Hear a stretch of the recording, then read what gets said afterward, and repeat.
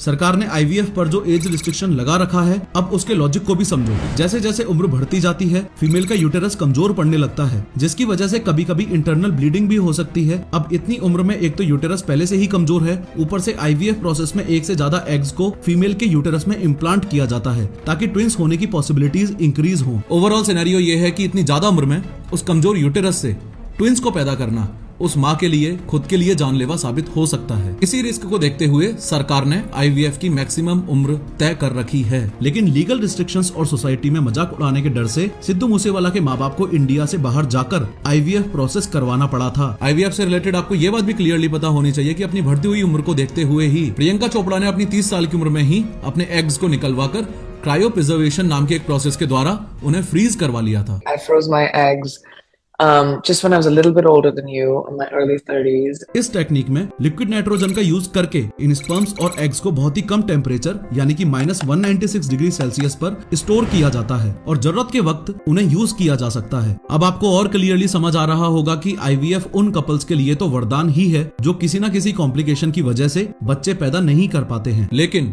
IVF का एक खतरनाक डार्क साइड भी है। नेशनल लाइब्रेरी ऑफ मेडिसिन की एक रिसर्च के मुताबिक आईवीएफ के जरिए जन्मे बच्चों में बर्थ के टाइम होने वाले डिफेक्ट्स के चांसेस नेचुरली पैदा हुए बच्चों के मुकाबले 30 से 40% ज्यादा होते हैं। और इन डिफेक्ट्स में भी जो सबसे बड़ा इशू निकल के आया है वो है इनफर्टिलिटी का। इसका मतलब ये है कि आगे चलकर